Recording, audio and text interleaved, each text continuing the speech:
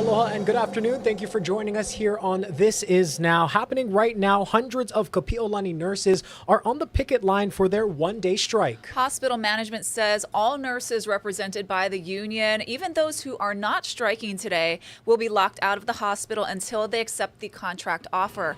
Annalisa Burgos joins us live now from the scene. Annalisa, what can you tell us?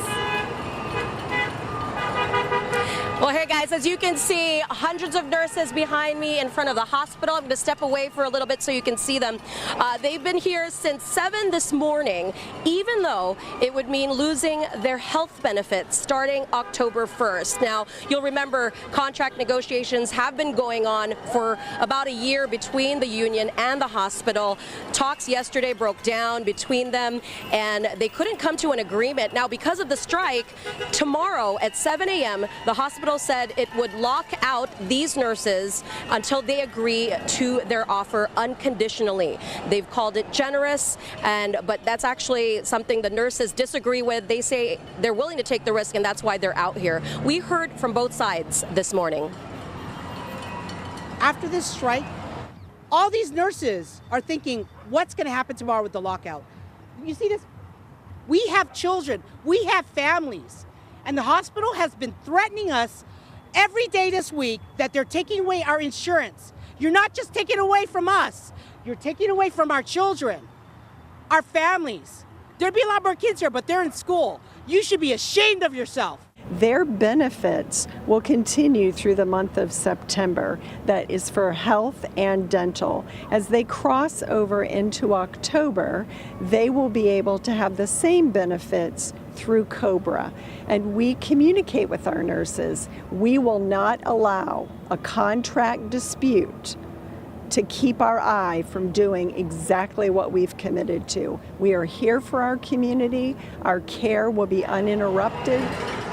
So as you heard, the hospital says it will continue its quality of care. It has hired hundreds of temporary nurses to cover these shifts that will be left open because these nurses are on strike.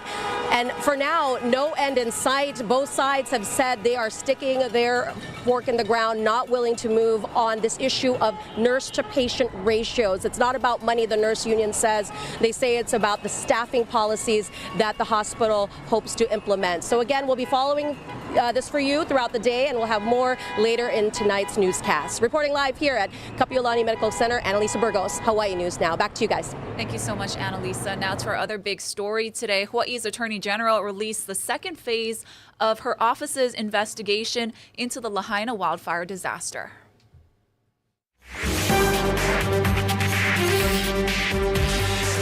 The Lahaina Fire Incident Analysis Report is the second of a three-part evidence-based investigation into how state and county governments responded during the fires.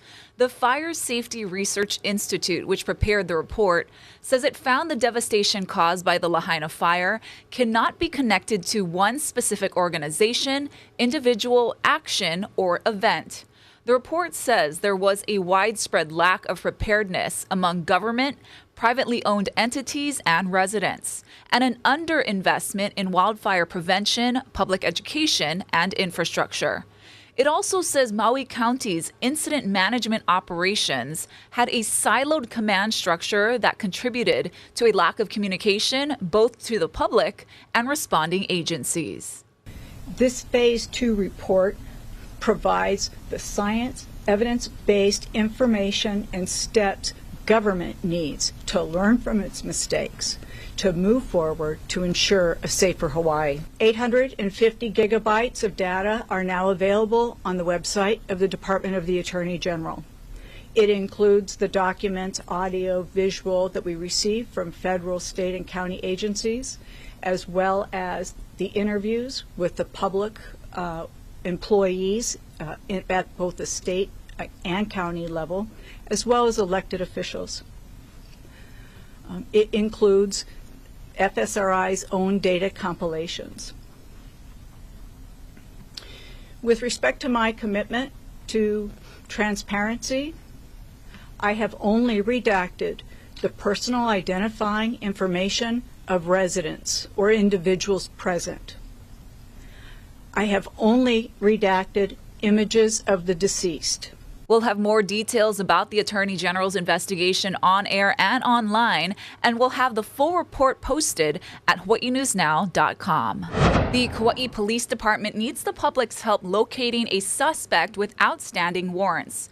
26-year-old Isaiah Pangasi Adric of Anahola is wanted by police. He's 5 feet 9 inches tall with black hair, brown eyes, and a tattoo on his neck. The public is advised to not approach him, instead call Crime Stoppers with any information.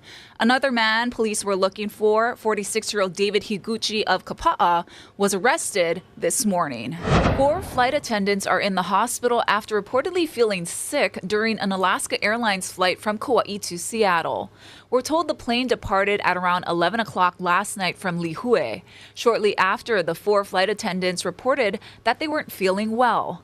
The plane was diverted to Honolulu, where the 4 were taken to the hospital. EMS tells us all of them are in stable condition, but had symptoms of nausea and disturbed coordination from an unknown smell on the aircraft.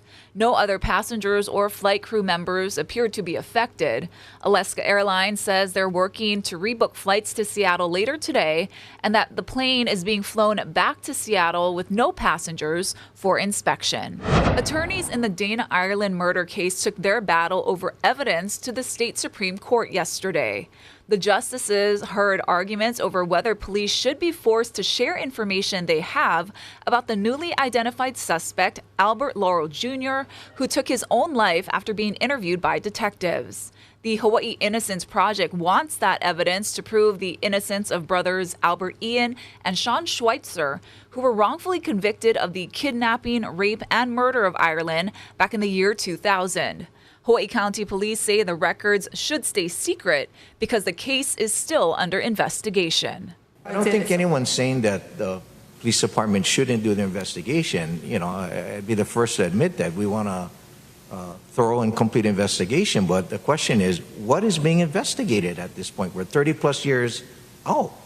And I think somebody served 25 years of their life, prime of their life, been taken from them, and here we are. And I agree. But I think that now they have to go back 30 years because, as I said, Mr. Lara was never, ever interviewed, never anything part of the record. Now they have to go back 30 years and find out what he was doing back then, who he may have hung out with. It could be months before the court makes a decision on the evidence, but legal experts believe the case has been moving faster than usual. We go now to the campaign trail. With just over 50 days until the election, the candidates are crossing the country aiming for those all-important undecided voters.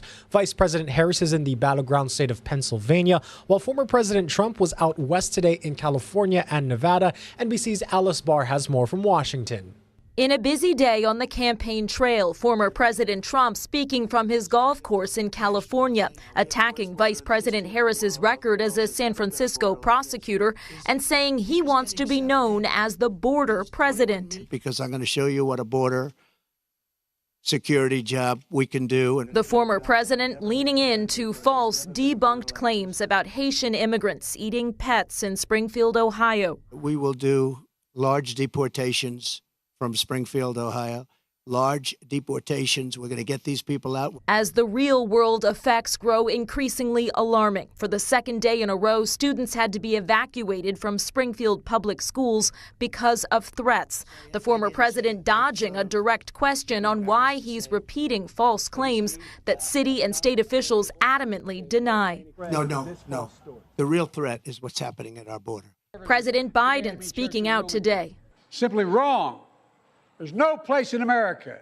This has to stop what he's doing. It has to stop. Vice President Harris campaigning in Pennsylvania. And I will be continuing to travel around the state to make sure that I'm listening as much as we are talking. And ultimately, I feel very strongly that got to earn every vote. After 2 events yesterday in North Carolina when she called for another debate. I believe we owe it to have another debate. Former President Trump has said he will not debate again, arguing the moderators treated him unfairly. I thought I did very well, but I was fighting 3 people. New post-debate CNN SSRS polling shows 63% of those surveyed believe Vice President Harris won this week's debate. Former President Trump rallying tonight in Nevada as Vice President Harris hits 2 Pennsylvania counties the former president won in 2020. Her campaign says it's looking to expand her appeal to find any persuadable voters in that all-important battleground state. In Washington, Alice Barr, NBC News. Meanwhile, Pope Francis weighed in today, criticizing both Trump over his plan to deport millions of immigrants and Vice President Kamala Harris over her pro-choice abortion stance. The pontiff was asked to provide counsel to American Catholic voters during an airborne news conference while he flew back to Rome from his 4-nation tour through Asia. Francis stressed that he is not an American and would not be voting. Neither candidate was mentioned by name. The Pope said not welcoming migrants is a grave sin and likened having an abortion to an assassination. While strongly upholding church teaching forbidding abortion, Francis has not emphasized church doctrine as much as his predecessors. Francis also said migration is a right described in the scripture and that anyone who does not follow the biblical call to welcome the stranger is committing a grave sin. Pop star Justin Timberlake is ready to leave his driving while intoxicated arrest in the rearview mirror. The 43-year-old singer pleaded guilty to a lesser charge of impaired driving at Sag Harbor Village Court on Long Island on Friday. The plea deal drops the original charge of driving while intoxicated. His attorney says they're pleased with the reduced charge and disputed reports that Timberlake was drunk at the time of his arrest in June. The 10-time Grammy winner told the cameras he's had time to reflect and he knows that he could have made a better decision that night. I try to hold myself to a very high standard for myself. And this was not that. This was not that. Even if you've had one drink, don't get behind the wheel of a car. There's so many alternatives. Part of Timberlake's sentence included that public safety announcement. He was also slapped with a $500 fine, fees, and has agreed to 25 hours of community service at a nonprofit of his choice. New video today from the Philippines. That's where Pastor Apollo Quiboloy appeared in court this morning to plead not guilty to a sex trafficking charge. Quiboloy is facing a barrage of accusations both there and here in Hawaii, which include not only sex trafficking, but also money laundering and child abuse. He and several of his aides surrendered to authorities Sunday. He is followed by millions of people in the Philippines and the U.S., where church leaders can hold heavy sway in politics. Back here at home, the governor has ordered flags to be lowered at half-staff today in remembrance of a beloved community leader, Twinkle Borge. The activist lived at and ran the homeless village Pu'uhonua o Wai'anae in Leeward, Oahu. Known as Mama to the countless people she looked after, Borge was working to develop a new village of permanent homes in Wai'anae Valley until her sudden death last month at the age of 54. Flags will be lowered today through Monday morning. We've also learned a memorial service will be held this Sunday at Pu'uhonua o Wai'anae. Governor Green will be in attendance. The program begins at 11 a.m. and Hokulea will also honor Borge as it leaves Po'okai'be for Sand Island this afternoon with an oli, pu, and flower drop. The state is restoring 13 more suspended bus routes in central Oahu and East Hawaii starting Monday. Roberts Hawaii, Polynesian Adventures, and Ground Transportation Inc. will provide the rides for nearly 300 students. Out of nearly 150 routes that were suspended in early August, 56 remain on hold because of a lack of bus drivers. And now we go to another special live report. Haleiwa's John Florence is home after capturing his 3rd world title in California. A homecoming celebration for the surfing superstar is happening soon. Kyle Chinen joins us live from the North Shore with a preview of the festivities. Hey, Kyle.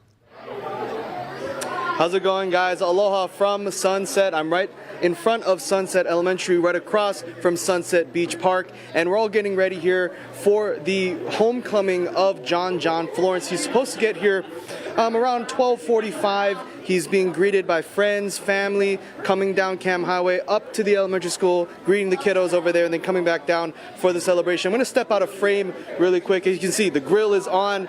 People are getting some burgers. Yeah, everybody's getting ready, gathering, getting themselves ready to welcome home the 3-time world champion. Now, if you remember a couple weeks ago, he downed Italo Ferreira in the best of 3 final heats to win his 3rd world championship, his first since 2017. And he's also the first Hawaii-born surfer since Andy Irons got 3 straight in the early 2000s to become a 3-time champ. So everybody's here to celebrate, and we will have all of the excitement and the fun as the kids are running around getting their signs ready to get set here. But yeah, I think you can feel the anticipation for John John's return as everybody is gathered, having a good time. The music's playing, the horns are getting ready, so things are going to get exciting here, and we just can't wait to see John John come home to the North Shore, and we'll have all that coming up later as well. But for now, I mean, that's kind of the vibes here, and I can't wait to see the world champ come home. Guys?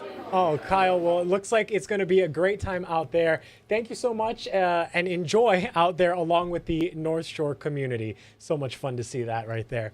Let's send you live outside now for a look toward, through our tower camera, another gorgeous Aloha Friday here, looking toward Honolulu Harbor. It's about 85 degrees just after 12:16 here. Stay with us. We're going to have more news and a look at your weather right after this break.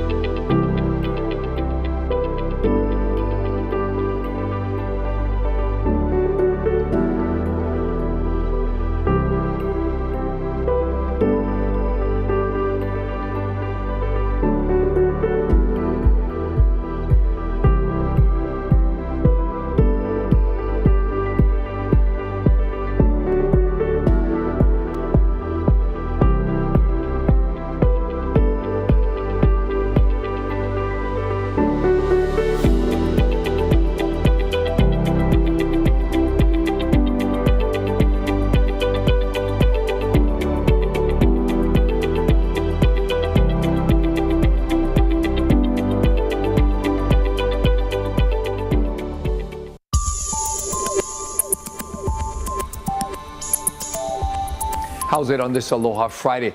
Things still very quiet here in the Central Pacific, considering we're in the peak of hurricane season. That's a good thing. Now, the trade winds will begin picking up speed starting today, and that means for the next several early mornings and overnights, we'll see these windward and Mocha showers, but we're not expecting significant rainfall. Much drier conditions for leeward sides. And those winds picking up speed will help to keep humidity levels a little bit lower, although that also ups the brush fire threat. So today it's going to be absolutely beautiful statewide. There will be a few stray showers for a handful of windward spots. We're expecting lots of leeward sunshine statewide. High temperature in Honolulu might get to 89 degrees. Luckily, though, those trade winds will help to keep us cool. Those trade winds will also cause the surf on the east side to start picking up. It's going to be choppy, though, out there. Not a whole lot happening, although a small pulse is due into the South Shore today. Now, like I said, the weather's not going to change anytime soon. So what we see today will go largely unchanged through next week. So get used to these breezy winds, get used to all the sunshine, and temperatures, again, holding into the upper 80s.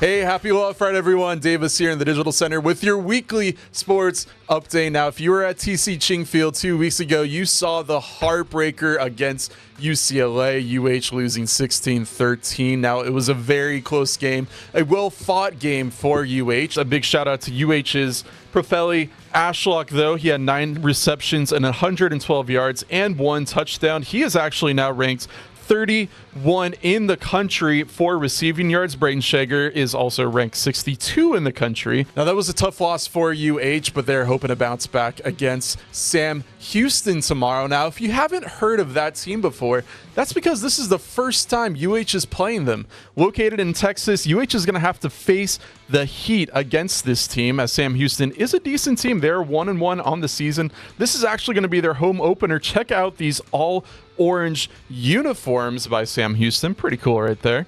But UH is going to have to play lights out. They are actually 1-11 on the road under Timmy Chang. They went 0-6 in 2022 and 1-5 in 2023. Some fun facts: Braden Shager needs 65 passing yards to reach 7,000 in his career. Only 4 other UH quarterbacks have ever done that. He also needs 1 more passing touchdown to tie Chevin Cordero for 6th all time. So we are all hoping that Braden Shager is able to do that. A little bit about Sam Houston. They do have a really, really good quarterback. He is a dual threat quarterback, meaning that he is able to pass the ball really well and run the ball really well. Hunter Watson, he is also ranked 103 in the nation for passing yards. Now, hopefully UH is going to be able to contain this team and come out with the win on the game. Make sure to check for the latest updates with our Kyle Chinen tomorrow and all of our evening shows, and also get the latest sports updates on our H&N Overtime podcast with Kyle Sienna and I.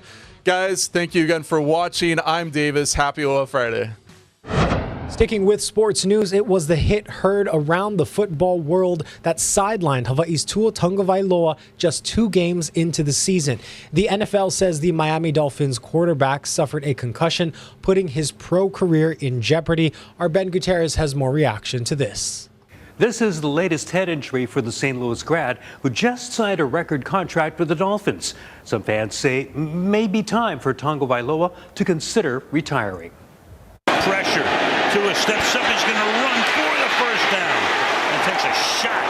Late in the third quarter, the Dolphins franchise star Tua Tagovailoa plowed into Buffalo Bills safety Damar Hamlin, then fell and hit his head on the turf. He stayed down for 2 anxious minutes, then walked off the field to the locker room. I was just worried about my guy, so